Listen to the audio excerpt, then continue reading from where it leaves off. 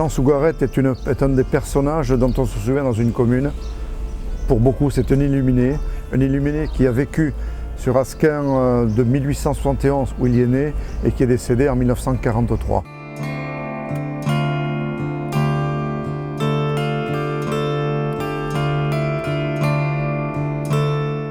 Alors, ce personnage a de multiples facettes.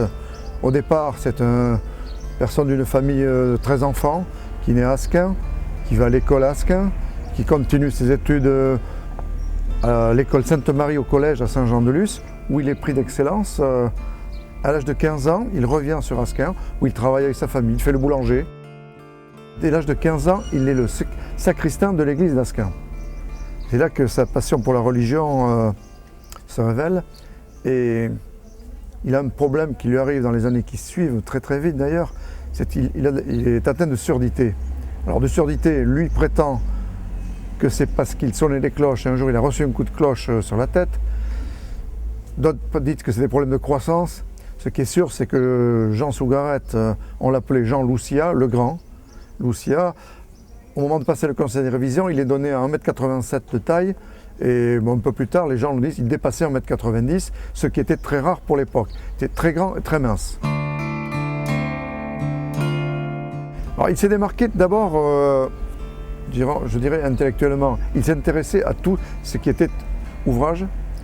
C'était quelqu'un d'assez cultivé.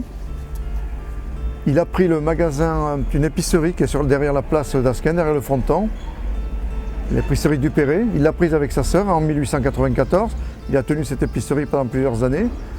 Et en 1898, il a fait la connaissance d'un instituteur qui était nommé à Asquin, M. Laborde, qui était chantre de l'église et qui était passionné de photos et qui a donné des cours de photographie à tous les adultes qui le voulaient d'Asquin.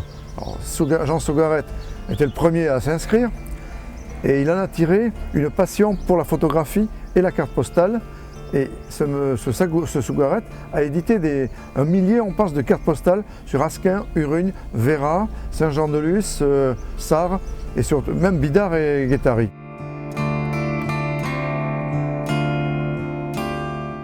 Jean Sougaret est né en 1871, ça fait qu'en 1894, quand il prend l'épicerie, il a 23 ans. Il arrive à 29 ans, il est toujours dans cette épicerie, il vend ses cartes postales.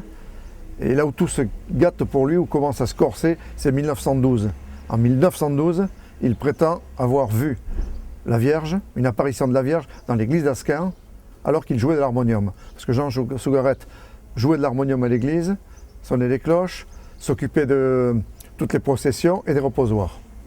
Et il voit la Vierge, et il prétend ensuite avoir vu la Vierge, Dieu le Père, Jésus-Christ, Saint-Michel.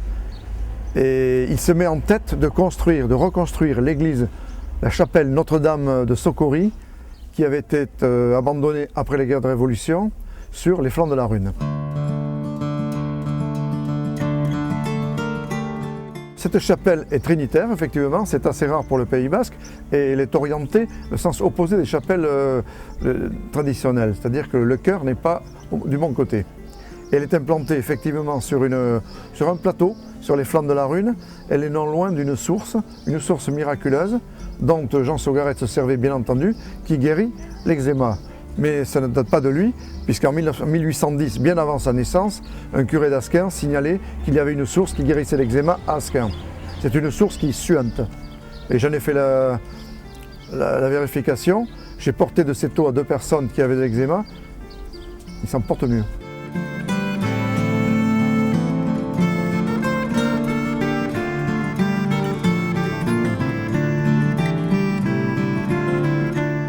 On l'appelait l'ermite, mais c'est lui qui se nommait, il se faisait appeler l'ermite de la Rhune, parce qu'il vivait dans cette chapelle. Il ne vivait que pour cette chapelle et pour tout ce qui était religieux. C'était quelqu'un de très pieux, qui communiait tous les jours, qui était tout le temps à l'église. Alors la chapelle, à partir de 1912, il se met à l'idée de construire une chapelle sur les ruines de l'ancienne chapelle, et il fait appel à des dons publics, et pas mal de gens l'aident, parce qu'on le croit, il a des amis qui le croient, qui croient à ses apparitions. Lui se dit voyant, en plus, il reçoit du monde. En 3 ans, avec des entrepreneurs, il arrive à reconstruire cette chapelle, qui reçoit des prêtres, qui reçoit des enfants, qui reçoit du monde. Il y a pas mal de photos avec du monde. Tout est aménagé autour de la chapelle. Et ça dure pendant plusieurs années. Ça dure, disons, ça se passe à peu près bien jusqu'en 1928. En 1928, il commence à y avoir des problèmes dont on ne parlera pas trop ici. Et sa sœur l'envoie pendant 2 ans à Lourdes pour se ressourcer. Quand il revient de Lourdes, sa chapelle a été complètement détruite par les habitants d'Asquin.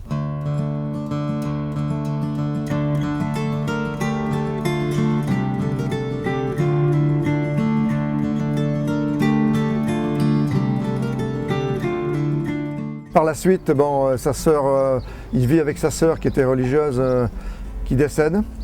Il finit tout seul, c'est un monsieur qui finit seul, il finit mal. On le retrouve inanimé dans sa maison, dans un décor qui est vraiment extraordinaire, avec toute une pièce transformée en grotte de Lourdes, des peintures sur tous les murs, et un bric-à-brac du tonnerre. Et il tombe malade, et il meurt chez sa sœur à Saint-Jean-de-Luz. Il est enterré à Asquin en 1943 pendant la guerre, après avoir fui quelques petits problèmes avec les Allemands. Par exemple, le jour du 14 juillet, il est allé mettre un drapeau français sur le monument aux morts. Les Allemands, bien sûr, n'ont pas trop apprécié. Et il est allé leur dire, bon, ben, ils l'ont pris un peu pour l'idiot du village, c'est mon anniversaire.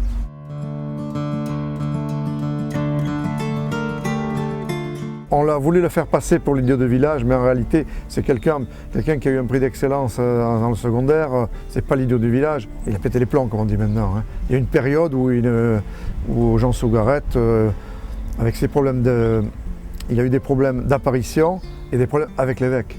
Parce qu'il a voulu à tout prix faire consacrer l'église, sa chapelle à l'évêque, et l'évêque n'a jamais accepté, et il s'est buté avec les religieux locaux.